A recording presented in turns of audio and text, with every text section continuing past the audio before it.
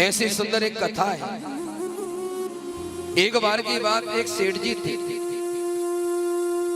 अपनी पत्नी के साथ रहते थे। तो पत्नी ने एक दिन पति से कही, स्वामी पास में भगवान की कथा हो रही है, लाओ कुछ दान कर आऊं। तो उसके पति ने कही, तेरा दिमाग ठीक है?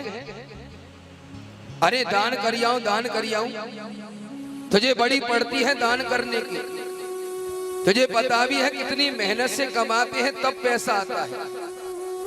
तूने तो कह दिया दान कर आऊं, हमें नहीं करना कोई दान वान। पत्नी कहने लगी, महाराज ऐसे नहीं बोलते, अरे हमारा मंदिर बन के तैयार होगा, कितना बड़ा नाम होगा बस्ती का, कुछ दान तो करो। अब तो सेठ जी ने साफ मना कर दिया।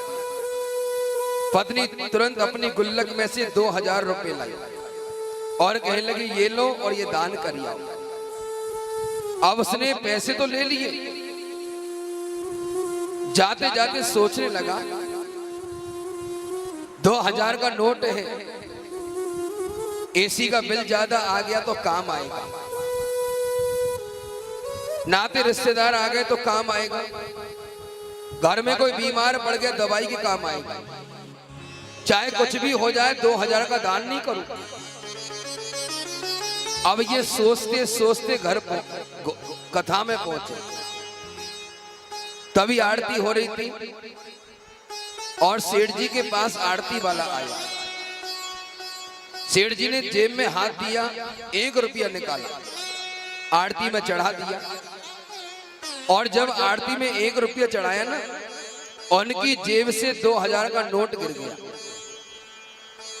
अब तो आरती वाले की नजर पड़ी, उसने उठाए और सेठ जी को दिए।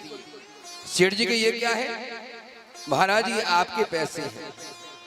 सेठ जी के, अच्छा, मैंने सुना तो है भगवान के नाम पे 1 रुपया दान करो हजारों मिलते हैं, पर ये नहीं पता था इतनी जल्दी मिल जाते हैं।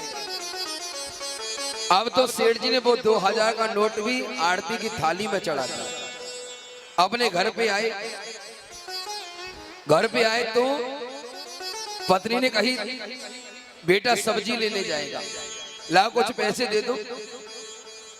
सेठ जी को मालूम थी कि मैंने 2000 बचा लिया। अब जेब में हाथ दे के पैसे निकालने लगे, देखा तो इधर भी नहीं, इधर भी नहीं, इधर भी नहीं।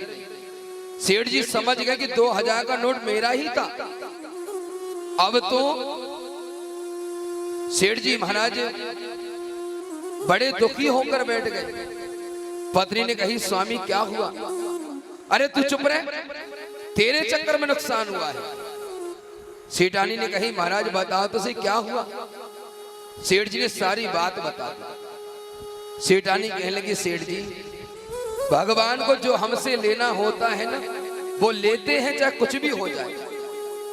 आज हमें यहाँ जो दान करना है और यहाँ दान नहीं करेंगे ना, तो याद रखना वो दान कहीं ना कहीं से निकल जाता है।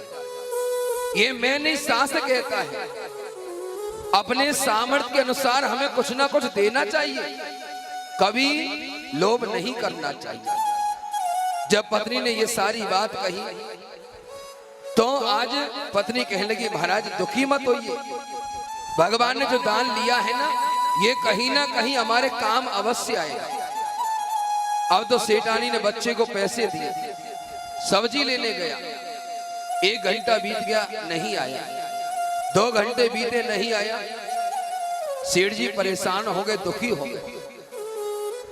पत्नी से कहने लगी, बेटा क्यों नहीं आया?